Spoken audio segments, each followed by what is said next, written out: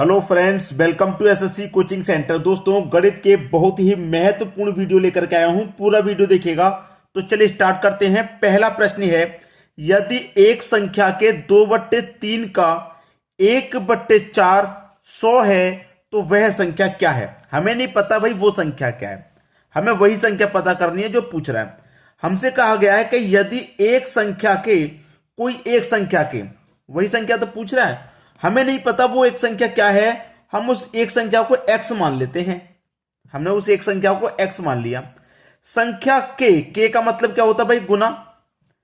2/3 का मतलब क्या होता है? गुना 1/4 कितना है? 100 है। तो वह संख्या क्या है? यह संख्या क्या है, इसके बारे में ये पूछा गया है। अब तो हो गया प्रश्न। अब तो भाई प्रश्न में कुछ है? अब तो प्रश्न में कुछ भी नहीं है, कुछ भी। अब तो आप बड़ी ही आसानी से कर लेंगे। देखिए, x बराबर 100, x के बराबर में ये 100 आ गया। ये जो संख्या है, मैं इसको पूरी को बराबर के इधर ले जा रहा हूं, 100 के पीछे। इसको पूरी को मैं 100 के पीछे ले जाऊंगा तो संख्या क्या हो जाएगी? पलट जाएगी। ये 2/3 है, ये हो जाएगा 3/2। ठीक है, गुने ये 1/4 है, ये हो जाएगा 4/1, क्योंकि पलट जाएंगी। जब ये बराबर के इधर चली जाएंगी संख्या तो पलट जाएंगी, तो पलट गई। अब इसी को कर लीजिए, 2 से कटा दूंगा, 4 को कटेगा 2 बार में। 3 का गुना 2 से कर दो, हो जाएगा भैया 6, और 6 का गुना कर दो 100 से, हो जाएगा 600। तो x का मान कितना आ गया? 600 आ गया। बताइए कोई बच्चा ऐसा हो जिसकी समझ में नहीं आया हो। बी ऑप्शन आपके प्रश्न का बिल्कुल सही जवाब हो जाएगा। यही क्या है आपके प्रश्न का सही आंसर। बात सभी को समझ में आ गई होगी। अब देखेंगे हम अगला प्रश्न। अगला प्रश्न है, निम्नलिखित में से कौन सी भिन्न सबसे छोटी है? आपके पास 4 भिन्न हैं, इन चारों भिन्नों में सबसे छोटी भिन्न कौन सी होगी? करने का सही तरीका देखिए क्या होता है। पहली भिन्न ये है, हम क्या करेंगे? दोनों का अंतर। ठीक है, दोनों का मैं अंतर करूंगा तो दोनों का अंतर क्या हो जाएगा? 2। अंतर से क्या करेंगे? ऊपर वाली संख्या में डिवाइड करेंगे, हमेशा याद रखना। ठीक है, मैं क्या करूंगा? अंतर करूंगा, अंतर से हमेशा ऊपर वाली संख्या में डिवाइड।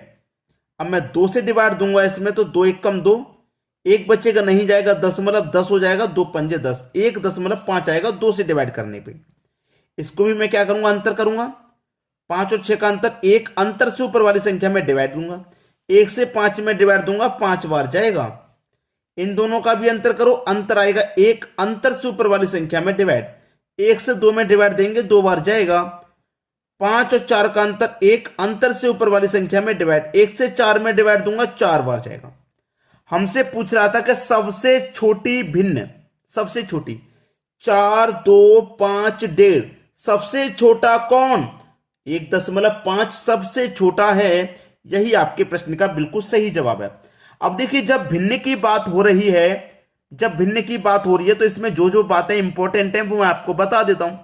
सबसे छोटी भिन्न पूछी गई है, आपको यह पता लगी।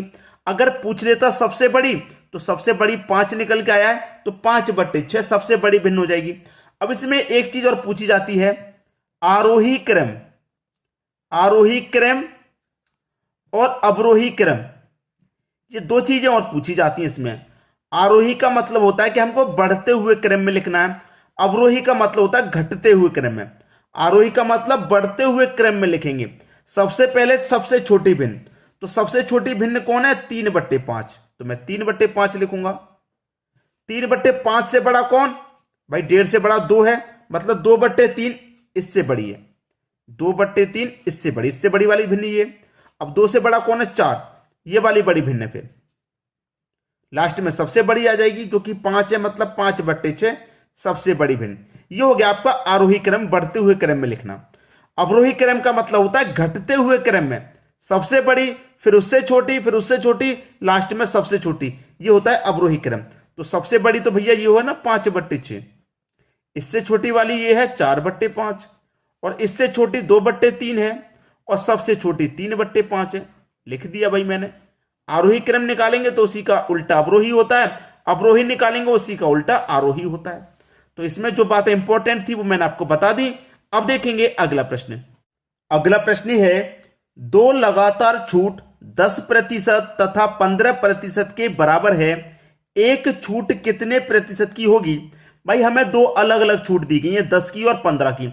अगर दोनों को मिलाकर के एक छूट बनाई जाए तो वो एक छूट कितने प्रतिशत की होगी, वही पूछ रहा है। हमारे पास कोई भी मूल्य है किसी भी चीज का तो हम उसे 100 मानते हैं। जब प्रश्न में नहीं दिया जाएगा मैं उसे 100 मान लूंगा। अब देखिए 100 की चीज पर क्या है, 10% की छूट। भाई 100 की चीज पर 10 की छूट होगी तो इसका मतलब वो 90 में बेचेगा, प्रतिशत का मतलब बटे में 100। फिर क्या कर रहा है, 15 की छूट। भाई 100 की चीज को 15 की छूट पे बेचेगा तो इसका मतलब वो 85 में बेचेगा, और परसेंट का मतलब बटे में 100।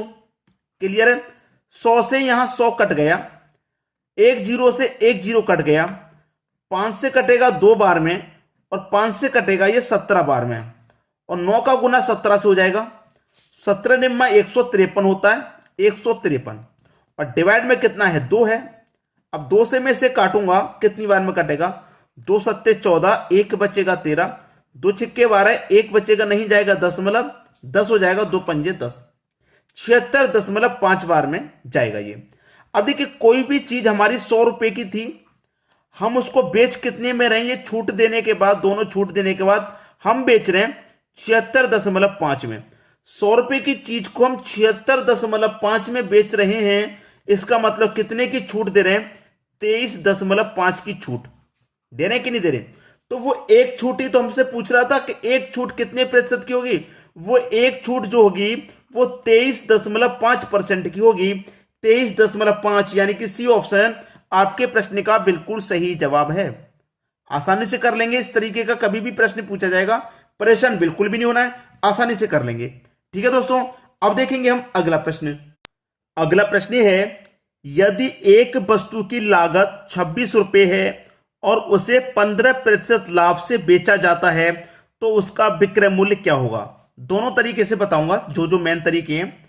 भाई एक कोई भी चीज है उसकी लागत 26 रुपए है, मतलब 26 रुपए उसका कॉस्ट प्राइस है, तो अपने आप में ये कॉस्ट प्राइस कितना हो जाएगा, 100%।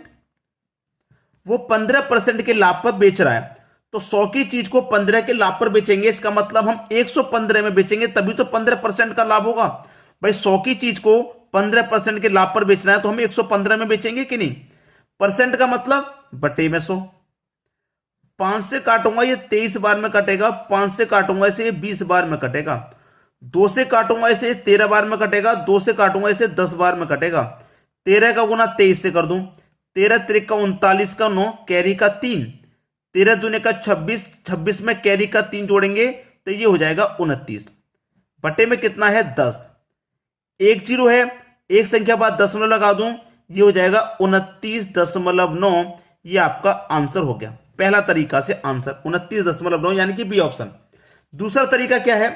दूसरा तरीका यह है कि हमारे पास 26 रुपए का कॉस्ट प्राइस है। भाई 115% से हमने निकाल लिया, हमें 15% के लाभ से बेचा जाता है, तो मैं क्या करूं, सबसे पहले सीधा सीधा लाभ निकाल लेता हूं, 15% का कितना हो रहा है। 26 पर 15% का जो लाभ हो रहा है वो कितना हो रहा है, 15% का लाभ, परसेंट का मतलब बटे में 100।